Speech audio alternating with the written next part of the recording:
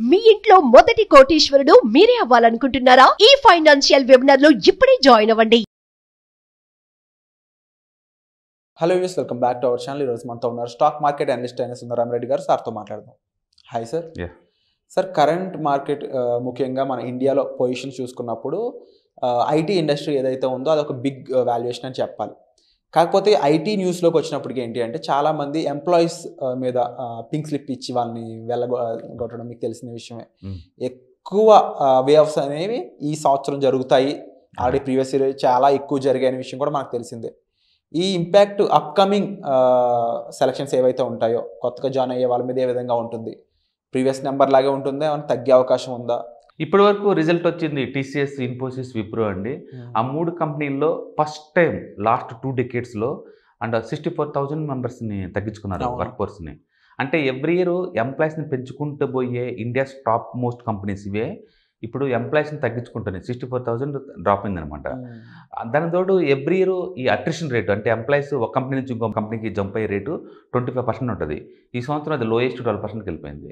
దాని మీనింగ్ ఏంటంటే వెరీ క్లియర్గా ఐటీలో రిక్రూట్మెంట్స్ అన్నీ కూడా స్లో అయిపోతాయి.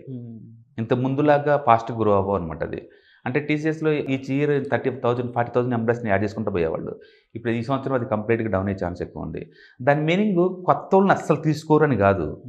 అంత పెద్ద సైజుకి నిరంతరం 20,000-30,000 మెంబర్స్ని మారుస్తూనే ఉంటారు అన్నమాట వాళ్ళు. అందుకని ఎవరైనా సీనియర్ పొజిషన్ పోతే ఆ ప్లేస్ని పర్మనెంట్ రిక్రూట్ చేసుకోకుండా వాళ్ళు ఆ ప్లేస్ కొత్త ఎంప్లాయీని తీసుకుంటారు అనమాట.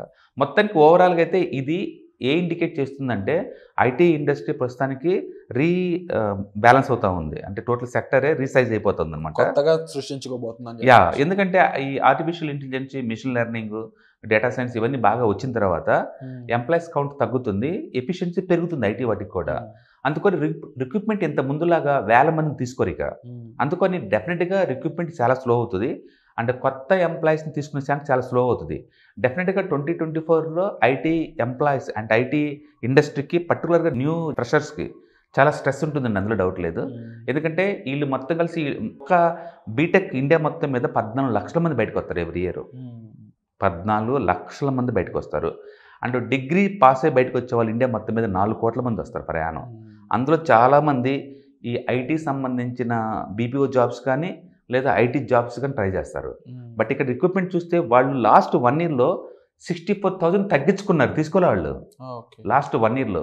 అప్పుడు లాస్ట్ ఇయర్ మొత్తం ఏమైపోయారు, లాస్ట్ ఇయర్ ఫ్రెషర్స్ అంతా ఏమైపోయారు, వాళ్ళందరూ జాబ్ కోసం వెయిట్ చేస్తున్నారు లాస్ట్ ఇయర్ వాళ్ళు.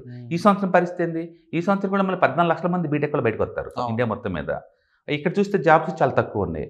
అందుకని నాకు తెలిసి ఇండియా మొత్తం మీద కూడా ఈ ఐటీ ఇండస్ట్రీలో నెక్స్ట్ 1 ఇయర్లో ఒక 2-3 ల్యాక్ జాబ్స్ క్రియేట్ అవుతాయి అంతే. ఈ 14 లక్షల మందికి, డిగ్రీ పాస్ అయిన 4 కోట్ల మందికి ఈ ఇండస్ట్రీకి అంత అఫోర్డబిలిటీ లేదు.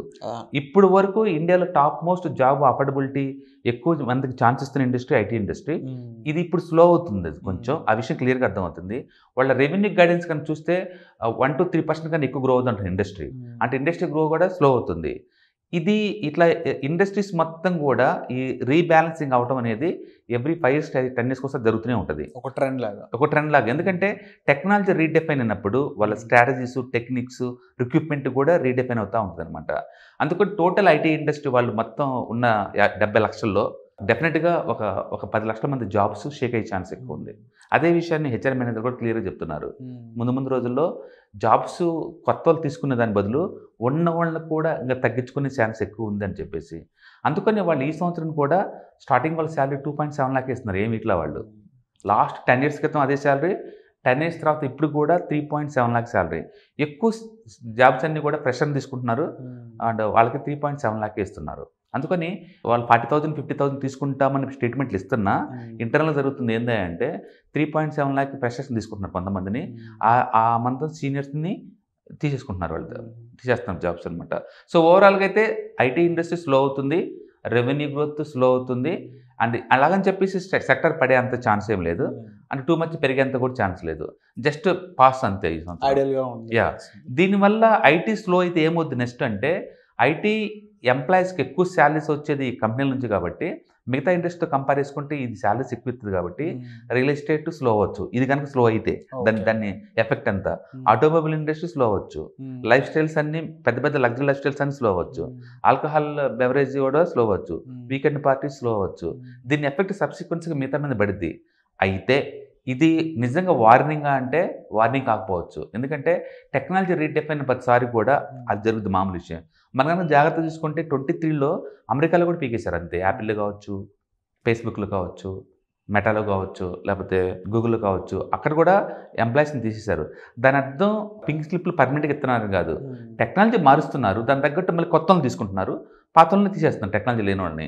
అట్లా వీళ్ళు కూడా రీసైక్లింగ్ అవుతుంది మ్యాన్ పవర్ అంతా కూడా. అందుకని ఇవాళ రేపట్లో ఈ స్కిల్స్ హై ఎండ్ ఉండటం చాలా ఇంపార్టెంట్. పర్టికులర్గా మిషన్ లెర్నింగ్, ఆర్టిఫిషియల్ ఇంటెలిజెన్స్ ఇలాంటి వాటి మీద స్కిల్ కనుక ఉంటే అలాంటి వాళ్ళు వీళ్ళు హై చేసే ఛాన్స్ ఎక్కువ ఉంటుంది. అంటే ముఖ్యంగా ముఖ్యంగా ఏఐ, అలాగే మిషన్ లెర్నింగ్ అండ్ ఎక్కువ టెక్నాలజికల్ థింగ్స్ ఏవైతే ఉన్నాయో అవి మనుషుల్ని రీప్లేస్ చేస్తున్న ఎలాంటి టైంలో ఫైనాన్షియల్ సెక్యూరిటీ అనేది ఇంకొంచెం మనల్ని భయపెడుతూనే ఉంటుంది. ఫైనాన్షియల్ సెక్యూరిటీ విషయానికి వచ్చేటప్పటికి కరెంట్లీ మార్కెట్లో ఎవరైతే జాబ్లో ఉన్న వాళ్ళు అయి ఉండొచ్చు, బిజినెస్ చేస్తున్న వాళ్ళు, రియల్ ఎస్టేట్, గవర్నమెంట్ ప్రొఫెషనల్స్ ఎవరైనా అయి ఉండొచ్చు, ముఖ్యంగా మన ఆడియన్స్లో ఉన్న ప్రతి ఒక్కరూ కూడా ఎలాంటి జాగ్రత్తలు తీసుకోవాలి ఫైనాన్షియల్గా? డెఫినెట్గా అండి, జాబ్స్ ఉన్నప్పుడే ఆ సేవింగ్స్ పెంచుకోవటం చాలా ఇంపార్టెంట్. జాబ్ ఓడిన తర్వాత కాదు. పర్టికులర్గా మిగతా జాబ్స్తో పోల్చుకుంటే ఈ ఐటీ జాబ్స్ చాలా సెన్సిటివ్. ఒకసారి క్లయింట్ కనుక బడ్జెట్ తగ్గించాడు అనుకోండి, మొహమాటం లేకుండా ఎంప్లాయీస్ మొత్తం టోటల్ ప్రాజెక్ట్లో హాఫ్ మెంబర్కి పింక్ స్లిప్ ఇచ్చేస్తారు. అంత నిర్దాక్షిణంగా బయటకు పంపిస్తారు కాస్ట్ కటింగ్ కోసం వాళ్ళు. అందుకని ఐటీ వాళ్ళు జాబ్స్ ఉన్నప్పుడే సేవింగ్స్ కూడా ఎక్కువ పెంచుకొని ఇన్వెస్ట్మెంట్ ఎక్కువ చేయడం చాలా ఇంపార్టెంట్. డబ్బు వస్తుంది కదా అని చెప్పేసి లగ్జరియస్ లైఫ్ స్టైల్కి అలవాటు పడి ఆ డబ్బుని ఇప్పుడు ఖర్చు చేశారనుకోండి, ముందు లైఫ్ చాలా హార్డ్ అనమాట. పర్టికులర్గా మిగతా ఇండస్ట్రీలో 30, 40, 50 ఏజ్ వచ్చిన జాబ్స్ ఉంటాయేమో కానీ ఐటీ ఇండస్ట్రీలో ఒకసారి మిడిల్ మేనేజ్మెంట్కి వస్తే జాబ్స్ ఉండవండి పెద్దగా.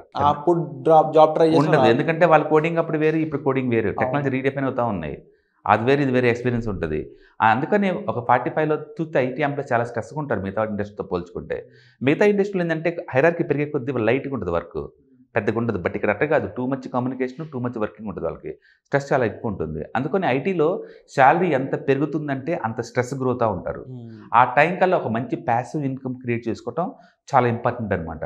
అందుకని జాబ్ వచ్చిన మరుక్షణమే ఒక మంచి హెల్త్ ఇన్సూరెన్స్ తీసుకోవటం, టర్మ్ ఇన్సూరెన్స్ తీసుకోవటం, అండ్ సేవింగ్స్ బిగిన్ చేసుకోవటం, అండ్ మ్యూచువల్ ఫండ్లో కానీ లేదా నాలెడ్జ్ కనుక్కుంటే స్టాక్ మార్కెట్లో ప్యాసివ్ ఇన్కమ్ క్రియేషన్ ప్లాన్ చేసుకోవడం చాలా ఇంపార్టెంట్. ఎందుకంటే లేట్ అయ్యే కొద్ది ఏమవుతుందంటే జాబ్స్లో స్ట్రెస్ ఎక్కువ అవుతుంది, జాబ్ టర్మినేట్ అయ్యే ఛాన్స్ ఎక్కువ ఉంటుంది. బట్ అప్పటికే ఫండ్ లేదనుకోండి, ప్యాసివ్ ఇన్కమ్ కూడా ఉండదు. అందుకని 35, 40 వచ్చే లోపలనే మీకు శాలరీ ఎంత వస్తుందో ప్యాసివ్ ఇన్కమ్ కూడా అంత వచ్చేలాగా ప్లాన్ చేసుకోవాలి. అప్పుడు జాబ్ పోయినా కూడా మనకు అంత పెయిన్ ఉండదన్నమాట. అందుకని లాంగ్ టర్మ్ కెరీర్ అంటే ఏం లేదండి ఐటీలో మిగతా ఇండస్ట్రీతో పోల్చుకుంటే. ఈ ఇండస్ట్రీలో రిటైర్మెంట్ దాకా ఉండే వాళ్ళు చాలా రేర్ అనమాట. అందుకని బెస్ట్ థింగ్ ఏంటంటే జాబ్ వచ్చినప్పుడే మంచి శాలరీస్ ఉంటాయి కాబట్టి ఐటీలో ఇన్వెస్ట్మెంట్ చేసుకుంటే కనుక ఒక ఫస్ట్ కెరీర్లో 10 yearsలో కనుక మంచి ఫండ్ క్రియేట్ చేసుకుంటే ప్యాసివ్ ఇన్కమ్ ద్వారా బతకడం చాలా ఈజీ. ఎగ్జాంపుల్ ఒక 30 ఏజ్ లోపు ఒక 10 to 15 lakh కనుక ఒక ఫండ్ క్రియేట్ చేసుకొని ఏ మ్యూచువల్ ఫండ్ ఇండస్ట్రీలో లేకపోతే వేరే చోట కనుక ఇన్వెస్ట్ చేస్తే రిటైర్మెంట్ కల్లా ఈజీగా 50 నుంచి 100 కోట్ల దాకా వస్తాయండి. అట్లా ప్లాన్ చేసుకుంటే రిటైర్మెంట్ అప్పుడు వాళ్ళకి ఈజీగా ఉంటుంది. అండ్ మరీ ముఖ్యంగా సార్, ఇలాంటి సిచ్యువేషన్ వాళ్ళకి బడ్జెటింగ్ కూడా తెలిసి ఉండాలి. డెఫినెట్గా మనీ అంటే దాన్ని ఎక్స్పెన్సివ్ ట్రాక్ చేసుకోవటం, దాన్ని సేవ్ చేసుకోవటం, దాన్ని బెస్ట్ వెహికల్స్లో ఇన్వెస్ట్ చేసుకోవటం, ఇన్వెస్ట్ చేసిన దాన్ని ప్యాసివ్ ఫండ్స్గా మార్చుకోవటం, దాని రిటైర్మెంట్ కోసం దాచుకోవటం, ఎన్ని టోటల్ ప్రాపర్ ప్లానింగ్ ఉండాలి. ఒక కంఫర్టబుల్ లైఫ్ చూడాలి అంటే తప్పకుండా ఇవన్నీ తెలిసి ఉండాలి. అండ్ హోప్ఫుల్లీ ఇవన్నీ కూడా మీ వర్క్షాప్ ద్వారా చాలా మందికి రీచ్ అవుతున్నాయి. చూస్తున్న ఆడియన్స్ ముఖ్యంగా చెప్తున్న విషయం ఏంటి అంటే ఫైనాన్షియల్ ప్లానింగ్ అనే వర్క్షాప్లో సార్ అడ్రస్ చేసిన ప్రతి ఒక్క విషయం, బడ్జెటింగ్ అయి ఉండొచ్చు, ఇన్వెస్ట్మెంట్ అయి ఉండొచ్చు, అందులో ఇన్వెస్ట్మెంట్లో కూడా ప్రాపర్ ఏది మీకు ఏం కావాలి, హెల్త్ ఇన్సూరెన్స్ అనేది కూడా ఒక రకంగా మీ హెల్త్కి సంబంధించి ఖర్చులను తగ్గించే విధంగా ఉంటుంది. అలాగే ఇంకా ఎన్నో విషయాలు ఉన్నాయి ఇక్కడ. మీ రిటైర్మెంట్ ప్లాన్ అయి ఉండొచ్చు, ఇప్పుడు మీరు నడుస్తున్న జీవితంలోనే ప్యాసివ్ ఇన్కమ్ అంటే సెకండ్ ఇన్కమ్ క్రియేట్ చేసుకునే ప్రాసెస్ అయి ఉండొచ్చు. ఇవన్నీ కూడా మీకు ఈ వర్క్షాప్ ద్వారా లభించే అవకాశం ఉంటుంది. మరిన్ని వివరాల కోసం మీరు డిస్ప్లే అవుతున్న నెంబర్స్ కాల్ చేసి ఇమీడియట్ ఇన్ఫర్మేషన్ అయితే తీసుకోవచ్చు. అండ్ వర్క్షాప్లో మీరు పార్టిసిపేట్ చేయాలన్నా కూడా డిస్ప్లే అవుతున్న నెంబర్స్ కాల్ చేసి మీరు ఎన్రోల్ చేసుకోవచ్చు. Thank you so much sir. Suman టీవీలో మీ పర్సనల్ అండ్ బిజినెస్ ప్రమోషన్స్ కోసం కింది నెంబర్కి కాంటాక్ట్ చేయండి.